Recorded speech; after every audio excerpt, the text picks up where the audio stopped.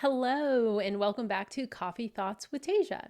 Before we dive into today's episode on set point weight theory and why restriction leads to overeating, let's start with our two check-in questions. Question number one: what is one thing you're longing for this week?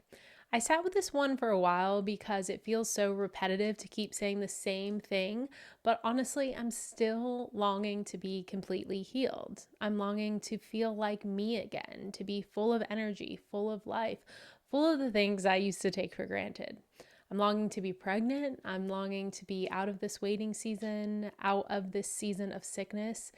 And yes, don't get me wrong, I'm so grateful. I'm doing better than I was at the beginning of 2025, praise God, but it still feels surreal to realize that I'm entering year 4 of this mold journey, navigating something I never imagined would take so long or cost so much. I'll share more about this soon because I know I'm not the only one walking through a long healing process. But for now, that's the honest longing I'm sitting with this week. And before we move on to the next question, I want to read a few lines from my devotional last night that might be encouraging to you because it was so encouraging to me. It said, "Reader, is your heart heavy this evening?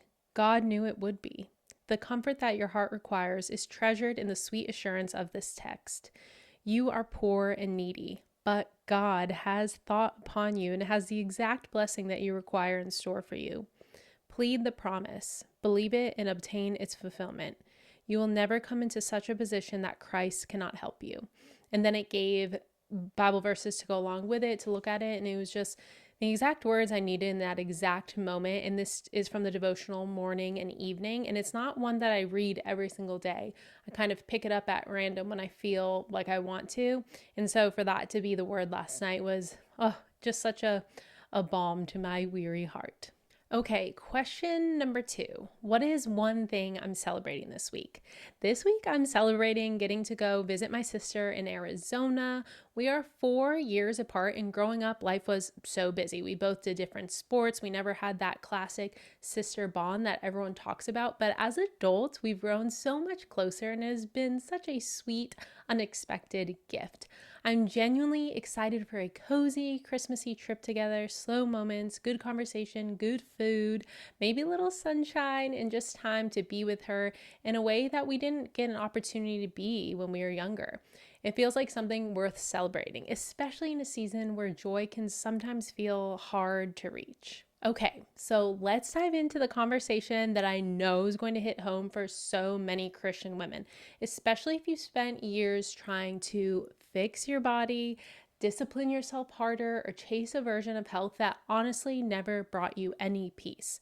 We're talking about set point weight theory and how chronic dieting often pulls you further from the weight God designed your body to thrive at. I hope this episode brings clarity and understanding if you're struggling with your weight, and also hope because God did not create you to live in bondage to food rules, body shame, or obsession. He created you for freedom. So let's jump in. So what is set point weight theory? Set point weight theory is the idea that your body has a natural weight range, not a single number, where you function best at. We're saying physically, mentally, emotionally. Think of it like the thermostat in your house. When the temperature dips too low or gets too high, the system automatically adjusts to bring it back into balance. Your body does this exact same thing with your weight. And your set point weight is influenced by genetics, metabolism, your dieting history, movement, lifestyle, and stress. But here's the kicker. Most women aren't at their natural set point, not because something is wrong with them, but because diet culture has pulled them out of alignment with their own body. Something that can be difficult to hear is that long-term dieting actually makes your set point weight rise. Since your body is constantly fighting for homeostasis, when you restrict your food intake, your body experiences that as a threat. Metabolic processes slow down, hunger cues get louder, the body shifts into this protect and preserve mode. So after the diet ends, which they always do, the body holds on to weight in case restriction happens again. This is literally your body doing the best it can to keep you alive. And this is why diets work at first and then feel impossible to sustain. Long-term dieting can literally convince your body that famine is always around the corner. And this is the main reason why diets fail. Studies show that only 10% of people who lose weight on a diet keep it off for over a year. Not because they didn't try hard enough, because diets are built on biological opposition. And if we look at God's character, this kind of makes sense. God is not the author of confusion, obsession, or shame. He didn't design us to micromanage our bodies and obsess over calories. We were all born intuitive eaters with built-in cues and cravings as signals. But as most women experience, we aren't taught how to listen to our hunger or fullness cues, or how to exercise in a way that supports our bodies, or how to properly nourish our mind, body, and spirit. We are taught how to diet. So, could you be above your set point weight? Here are some questions to reflect on. Do you eat past fullness often? Do you swing between being good and overeating? Do you skip meals only to overeat later? Do you cope with emotions through food? Do you feel guilt or shame after eating? Do you eat fast or mindlessly? These patterns don't make you undisciplined. They're often signs of a body trying to self-regulate after restriction. If you said yes to any, you might be above your set point weight. And that can be healed with reconnection, not punishment.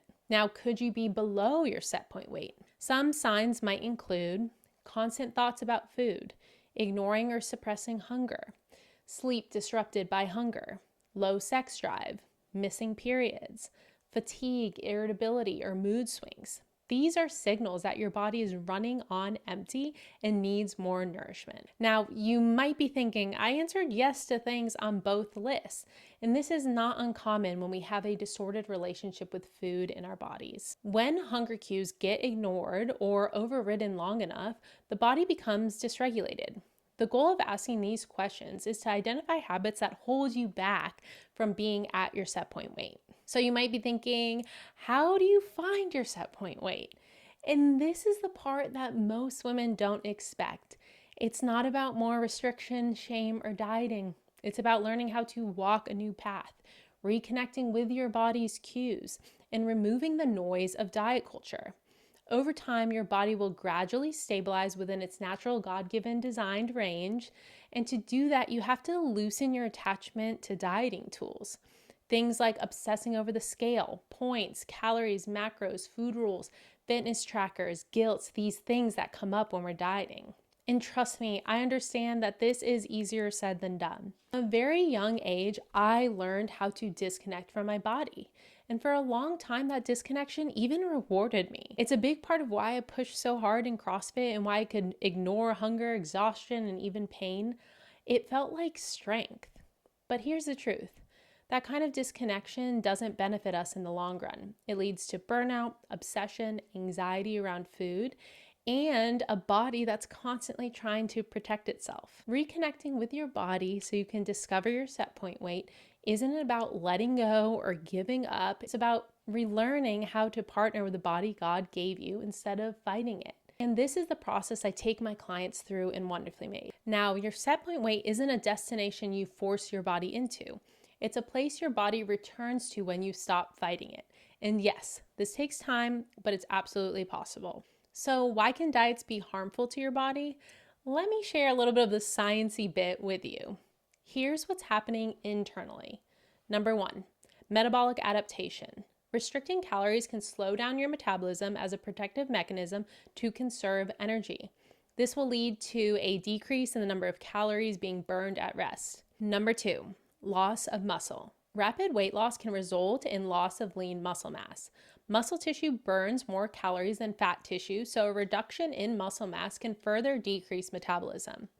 Number 3, hormonal disruption.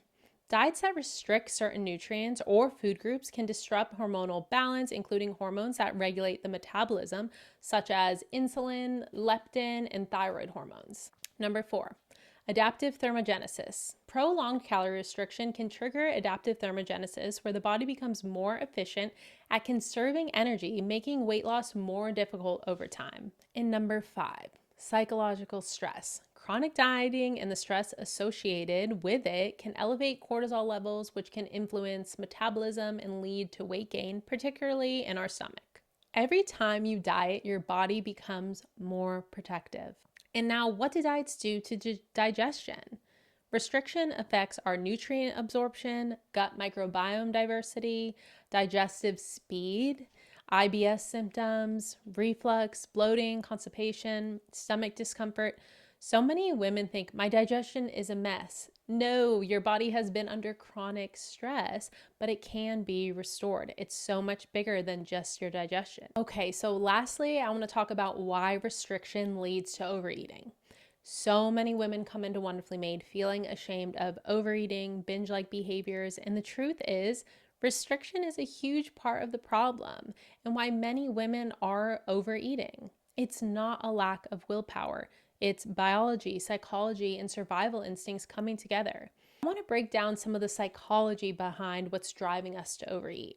So we've got one, dietary restraint theory. It basically means the more you try to control food, the more food starts controlling you.